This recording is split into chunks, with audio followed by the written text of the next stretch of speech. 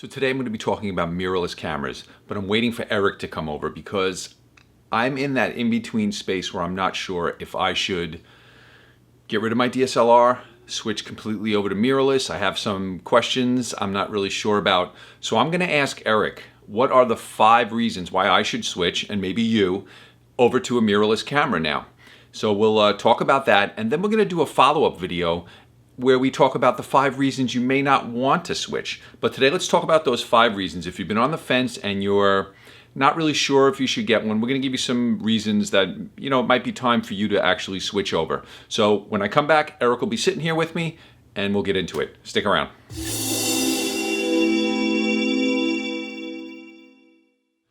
So here's Eric, just like I said he would be here. I feel like I haven't seen you all summer. Yeah, it's been a while. He was away for a week, then I was away for a week, so... And it was even more than that, I think. Like from the beginning of the summer, we've been both like in opposite schedules pretty much. We get very busy. With the kids being off, a lot of stuff going on, we get very busy. But now it's back to work. Yeah, back to life. School started here like around this week. Everything starts back up, and summer's over. Yep. Okay. So we're going to talk about 5 reasons why you might want to get involved in mirrorless cameras. And if you have no camera at all right now, my opinion is that you should probably go right into mirrorless and just skip the DSLRs altogether. Would you agree with that? Yeah, definitely. At this point, definitely. The technology definitely is finally, I think, caught up. Canon finally came out with its full-frame mirrorless camera last year, the Canon R, which I've been using, and I feel like it's really caught up to DSLR. I haven't missed a beat as far as switching over from the 5D4 over to the Canon R. It was a seamless transition for me. Okay, so I am a Nikon shooter, and Nikon has also put out their mirrorless cameras this year. Sony has been doing it for years. Everybody's got mirrorless cameras out now, so like you said, the quality's there. But the Nikon camera has a few features that I'm not sure about yet, so I'm kind of holding off. But you've actually made the transition from a DSLR, the 5D4, to the Canon R. So what are some of the... Let's start with the first thing that you would say is an advantage of having mirrorless. First thing right out of the box was the size and weight of the camera. It's not a lot smaller and lighter than a DSLR, but the little bit of size and weight that you're saving actually does make a difference. It fits better into the bag. It fits better in my hand. I like the way that it feels. The left-hand side is actually much smaller on this than it is in a DSLR, so my hand actually fits better when I'm gripping the lens. So I love the size and weight, the smaller size and weight of this. Well, I know the 5D Mark IV, whenever I would use your DSLR, I always found it to be too big for me. Like the Canon 5D4 was a big camera, and I find my Nikon's fits a little better in my hand, and I'm curious to see how their Z series cameras compare to that. Right. But in Canon, anyway, I know now the Sonys are a little smaller than that, I feel like. Yeah, the Sonys are a little bit smaller. Yeah, and that I don't like. I've used the Sony mirrorless, and they didn't feel as comfortable to me. So this is a preference that but you will save size and weight no matter what you do. Yeah, a little bit of size and weight definitely makes a difference. Ergonomically, in addition to that, the articulating screen, to me, has made a huge, huge difference. I was stuck with my Canon 5D series, which didn't have a screen that moved at all. And it was very frustrating for me to be able to, trying to shoot in certain situations at certain angles, to not be able to see what I was doing, to actually have to, if I wanted to shoot down on the ground, to actually have to lay on the ground to see what I was doing. Now, I don't have to. The screen is great. It flips out. I can shoot at any angle that I want. If I wanted to shoot overhead, I can turn the screen the other way and hold it up over my head and get a higher angle. It's much easier to be able to get a little more creative, actually, in getting different kinds of shots that I wouldn't be taking before because I couldn't see what I was doing. I don't know why all the manufacturers have not adopted this. Now, Canon used to do this on, I believe, on the 6D, had the articulating screen, but the 5D didn't. Nikon has this screen that goes up and down, but it doesn't. You can't see yourself in it. Sony, some of their cameras do have the flip screen, some don't. I really wish they'd all just adopt this because it's so versatile. And with so many people doing video now, and it just makes sense, I feel like. Okay, so what's the second thing that you would say someone like me who's got DSLRs and is ready to make the jump, but they're a little on the fence? What's another feature of this that I would like? The electronic viewfinder, I was not sold on ever before touching this camera. I've seen a lot of other mirrorless. I looked through them in the store. I just never liked the way the electronic viewfinder looked. When I finally got the Canon R and I started using it, at first it was still the same not real feeling when you look through the viewfinder. It looks like you're looking at an LCD screen or a computer screen rather than actually looking at what's in front of you. So it took a little bit of getting used to, but as soon as I got used to it, the electronic viewfinder is so much better for seeing what you're doing, being able to adjust things, getting an actual live exposure rather than, just relying guessing. on... You have to constantly guessing. look back at the screen. In certain situations I find on my 5D4, I was focusing and composing on the LCD screen so that I would get the live exposure rather than looking through the viewfinder. With this, you can look through the viewfinder, you can see exactly what the exposure is going to be, and you can adjust it on the fly and see in real time. You can see what your exposure is going to be. Well, now I was shooting a little bit this summer, mostly with my DSLR, but I did have the M50 with me, and I did use it, while I was away. And I started to actually use the viewfinder in the M50 too, which I didn't like. I found that I was using the screen, right. But there were a couple of sunny days where the screen didn't look great, and I actually started putting it up to my eye, right. And I was getting used to it. So if you're coming from a DSLR, it's going to be a little weird at first, but I think, like what you're saying, the benefits are going to far outweigh, right. The little bit of time it's going to take you to get used to that. Right. Okay, so what's another thing that we could look forward to enjoying when we switch from our DSLRs over to a mirrorless camera? Along the same lines of the electronic viewfinder is the autofocus on this.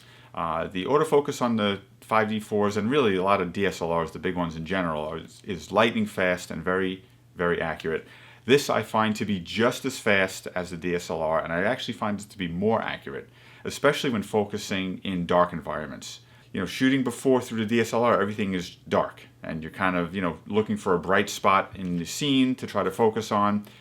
This actually, the electronic viewfinder brightens up the scene while you're looking through it. Yeah, when I was at your house, he made me go into one of the rooms in his house. The lights were off. It was dark in there. He said, "Okay, now look through the camera," and it was like I was looking through into a lit up room. It was amazing. And then when I took the camera away from my eyes, it was dark again. So these cameras literally see in the dark. Right. It's not like they literally see in the dark. Right. And so, you can grab focus, right? Yeah, the whole scene lights up.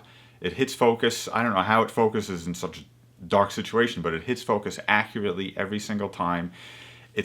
Autofocus is just as fast, I find, on my DSLR. Some people will say it's not, and maybe it isn't, but I can't tell the difference. As far as what I'm doing, the kinds of things I'm shooting, there's no lag whatsoever in my autofocus. And you focus, it nails the shot more often, right? It nails more often than, again, the 5D4 had super accurate autofocus. This I'm finding even more, especially in motion tracking. In AI servo mode, I'm hitting focus correctly more often than I was on the 5D4. Now, the frame rate, the frames per second on this is actually faster, ordinary shooting compared to the 5D4. But when I'm shooting this in motion tracking in AI servo, it's actually slower. But I'm hitting it more consistently. I'm hitting more shots. So if I'm getting, if I'm taking 10 frames on the 5D4 and in tracking motion and 4 or 5 of them are coming out in focus, this I'm only getting 5 or 6 shots, but they're all in focus. So I've noticed that also with just in general, I think Canon's autofocus, especially for video, but I'm really enjoying the autofocus on the M50. It just works. There's no issues. And my DSLR works well, but there's a very small area of autofocus that I have in my DSLR, and I'm constantly recomposing. I love the fact that I can touch anywhere on the field of view, and it autofocuses on that. It's so great not having to recompose your shot, and if you have a shallow depth of field, you could be out of focus. So that the mirrorless, I think, have a real advantage when it comes to autofocus. Yeah, in you that can way. Basically compose your shot and then say, okay, I want to focus there, and hit that, and that's where it focuses. That's where it focuses. Super Anywhere you simple. want. Right? There's 1,000 autofocus points on there. It doesn't matter how many there are. You can focus anywhere on the screen. Yeah, so it's definitely, that's a big advantage over a DSLR, I feel. And even with the M50, which is an entry-level mirrorless camera, it works wonderfully on that too. So one of the things that's really great about these mirrorless cameras is that these companies know that a lot of people are coming from DSLRs, so they've made it very easy for you to jump into their mirrorless system if you're already shooting, and they have some really neat accessories that are not necessarily available for DSLRs. Right, so the RF mount currently doesn't have a lot of lenses available on it, but I happen to have a lot of EF lenses. So I got the adapter, the basic adapter, for the EF to RF mount, which is great, which I've been using, and you just basically mount the lens onto the adapter onto the camera, and it works seamlessly. But there's a lot of additional features that they've added in. There are other adapters that you can get.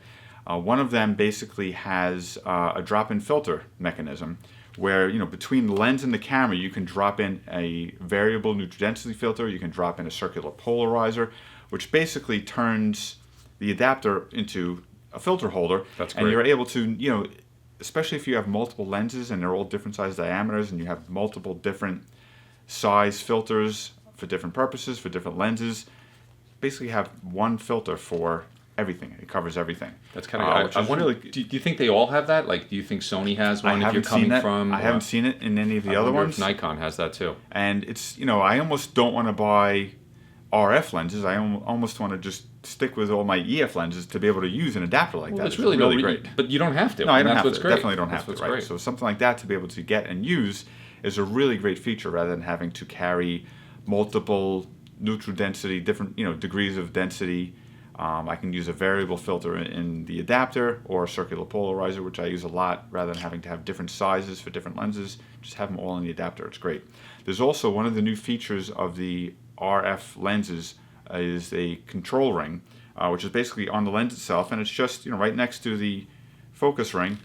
You can hear it kind of click, and basically every click is one stop of light, one stop of ISO. It's an assignable. It's almost like an extra button, but it's a dial. You can assign a bunch of different features to it. You can assign the ISO, exposure compensation, your aperture value, your shutter speed. You can assign it to this, and while you're controlling whatever you're controlling with your fingers and thumbs back here, your left hand, which isn't doing anything anyway, now you can actually make it control something else. So I have my ISO. I originally had my exposure compensation set to that, but I wasn't using it very often, so I set my ISO to this. Now when I'm shooting, while I'm composing and I'm looking through my electronic viewfinder and I'm looking at my real-time exposure, if I need to, a faster shutter speed or whatever, and I need to quickly adjust my ISO, just one simple click and adjust it immediately. So that's great. Now on the adapters, along the same lines as the creative adapter that they have with the drop-in filters, they have an adapter with a control ring. So the same kind of feature that you're getting. That's an awesome thing. On this, now you can use with all of your EF lenses if you get the adapter that has the control ring. I wonder if that's going to be across brands where they start to do that, and if that's a mirrorless thing because of the electronics. Yeah, I would definitely hope so, because there are a lot of really great features, I think, that are emerging in mirrorless that I just wasn't seeing in the DSLRs before. Well, I know shooting my Nikon, one of the problems you usually have on a better DSLR, you have two control dials. And that's great, but if you're shooting in manual mode, it only covers aperture and shutter speed. So you have to hit a button to get the ISO to go. So if you had the ability to control all 3 points of the exposure triangle without having to take your hands off the camera, I think that would be an amazing. And then you have the live view inside the camera as you're adjusting it. Right. I mean, that really makes things a lot easier and makes shooting in manual mode almost something that you don't mind doing at all. It's very easy. So. Mirrorless cameras are obviously the technology of the future. And the last thing we want to talk about is if you're a Canon shooter and you've been on the fence, you're going to be stepping into what's next. Same thing if you were shooting. I mean, Sony really doesn't have it. Do they still even make the old DSLR? Honestly, I don't even know. They really, that's like they were the first ones to go all mirrorless. But Nikon's, made a real effort this year with the Z series cameras. And they want everybody to get into this. And they're making it very easy. And they're doing it by including the adapter so you can use your old lenses. They are lowering the prices of the bodies. I mean, you can get a Nikon Z6 now with the adapter, for a relatively, under $2,000 price point.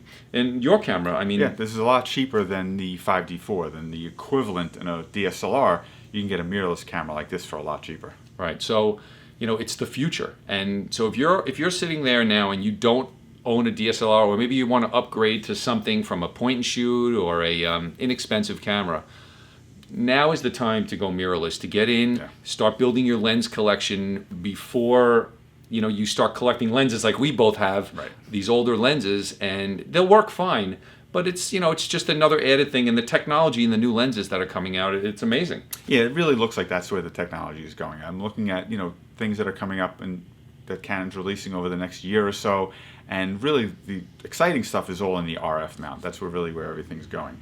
And when you're looking at what to do next, if you're buying a new camera, let's say every 3 or 4 years, well, to buy a DSLR now, if you're kind of up for a new one now, to buy a DSLR now and not get another camera for 3 or 4 years, I really feel like, because I feel like already my 5D4 is kind of an old dinosaur, basically, as far as cameras go. So even if you're not sold on mirrorless now, the technology's definitely moving so quickly in that direction that, even a year from now is going to be a totally different story. You're definitely going to see a lot more advancements and development in the mirrorless lines than you're going to see in the DSLR lines. Yeah, and if you shoot video, it's definitely you definitely want to go that route. Some of the camera systems are better than the others, but a lot of these mirrorless cameras, the autofocus is better. They will have a flip out screen, so if you shoot video, that might be something that pushes you towards the mirrorless way. Yeah. And really, along the lines of technology, it's just a lot of the features. I find a lot of things in here in my mirrorless camera that I didn't have in the 5D4, which is not an old camera. It's it's only a few years old. There's so many great features in here. Just simple things like being able to use manual focus and actually have a guide. Right, either on the LCD screen or through the viewfinder, have a guide showing me whether or not I'm in focus, and to be able to look at it, on the screen here, we can see whether or not we're in focus if we were shooting manual. There's a distance guide on here, so I can actually see how far, when I'm focusing, how far away I am from the subject. That's pretty There's cool. a lot of really great features that are on these things that are going to be, even more so in the future. It's going to become the norm to have all right. these things, and the DSLRs are going to feel old, I think. Right. And that's really what I found when I was using both cameras side by side, and it really was only a couple of days that I was doing it. I really found as soon as I started using this full time that I didn't want to go back to the 5D4. That's what I'm afraid done of. with it. I'm almost afraid if I go rent a Nikon Z series or I borrow somebody's or whatever, it's going to make me want to just go buy a new camera. And you know what? All right, so the next video we're going to do is going to be the flip side of this. Maybe a few reasons why you might want to hold off on buying mirrorless. And there are some real legitimate reasons why you might not want to do this right now. So stick around for that one, and we'll see you in the next video. Yep.